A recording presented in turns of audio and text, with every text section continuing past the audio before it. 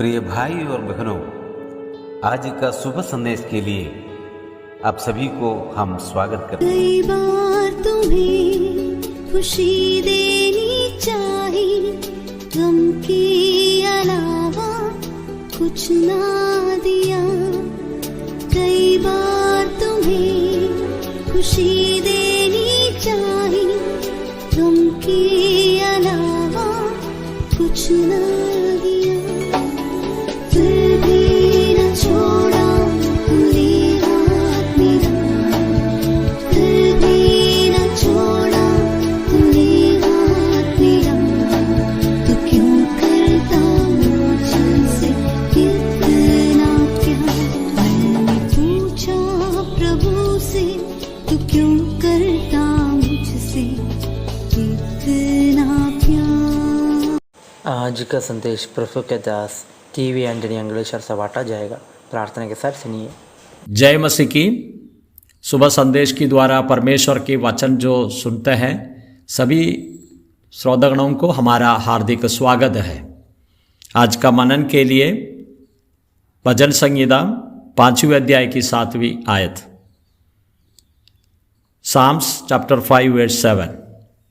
परंतु मैं तो तेरी आभार करुणा तेरे भवन में आऊँगा, मैं तेरा भय मानकर तेरे पवित्र मंदिर की ओर दंडवत करूँगा। प्रभु की नाम की महिमा हो। इस 5वें अध्याय की 7वीं कलम में 4 बार परमेश्वर की ओर से कुछ बातें और हमको मिला है, इसी प्रकार हम दे सकते हैं।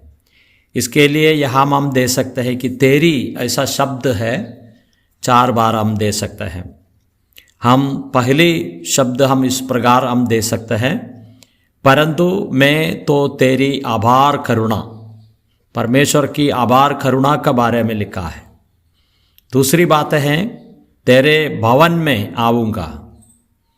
तीसरी बात है मैं तेरा भय मानकर।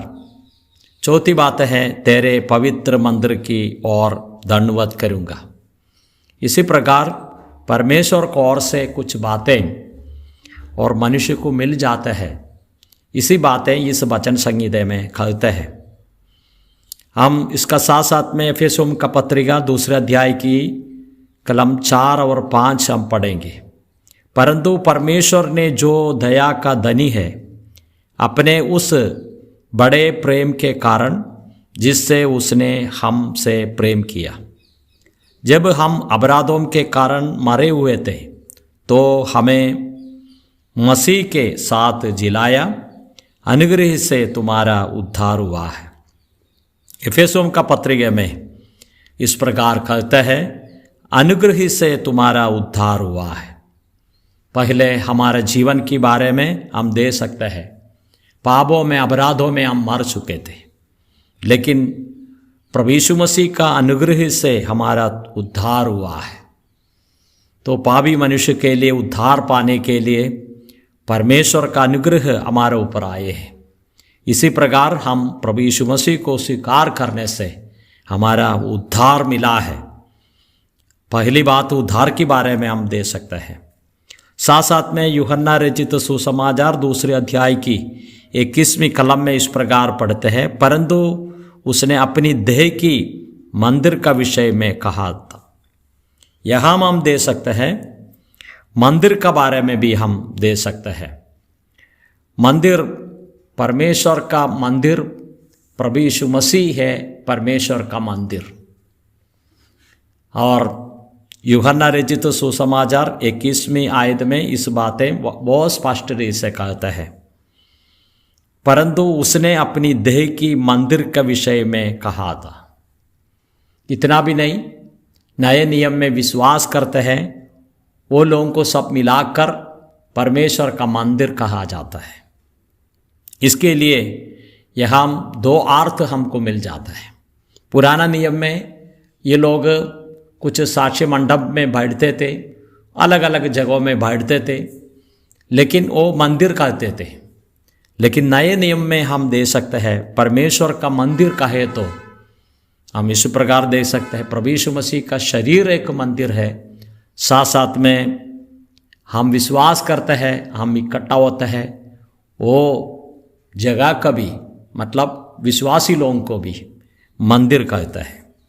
इसलिए इब्रानियों का पत्रिका 10वें अध्याय की 19वीं कलम में इस प्रकार पढ़ते हैं, इसलिए हे भाइयों, जब हमें यीशु के लहू के द्वारा उस नए और जीवित मार्ग से पवित्र स्थान में प्रवेश करने का हियाव हो गया।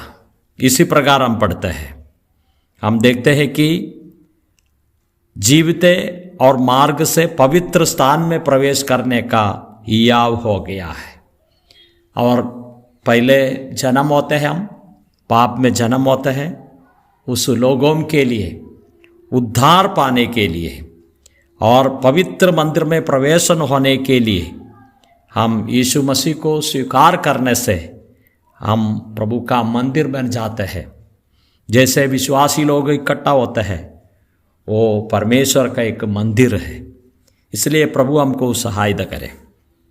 तीसरी बात हम दे सकते हैं, और मैं तेरा भाई मानकर, इसी प्रकार हम पढ़ते हैं, परमेश्वर का मंदिर है हम। और पहले कुरिन्थियों का पत्रिका 3 अध्याय की 16 आयत में, क्या तुम नहीं जानते हैं कि तुम परमेश्वर का मंदिर हो और परमेश्वर का आत्मा तुमसे वास करते हैं। हम दे सकते हैं, हम परमेश्वर का मंदिर है, परमेश्वर का आत्मा हमारे में वास करता है। इसलिए परमेश्वर का आत्मा का और वास करने का बात हमारे जीवन में है। इसलिए हम परमेश्वर का मंदिर का है और परमेश्वर का भाई हम मानते हैं। हम परमेश्वर को धन्यवाद करेंगे। और चौथी बात हम दे सकते हैं, पहले पतरस की किताब 2 अध्याय की 5वीं कलम में, तुम भी आप जीवित पत्रों की समान आत्मिक घर बनते जाते हो, जिससे याजकों का पवित्र समाज बनकर ऐसे आत्मिक बलिदान चढ़ाओ जो यीशु मसीह के द्वारा परमेश्वर का ग्रहण है। यह हम दे सकते हैं। उसी प्रकार प्रभु को आत्मा को प्राप्त किया है, प्रभु को हम अंगीकार किया है। इसी लोग परमेश्वर का भक्ति से आकर परमेश्वर को आराधना करता है। ये बातें यहाँ हम दे सकते हैं। जो यीशु मसीह के द्वारा परमेश्वर का ग्रहण है, इसी प्रकार लिखा है।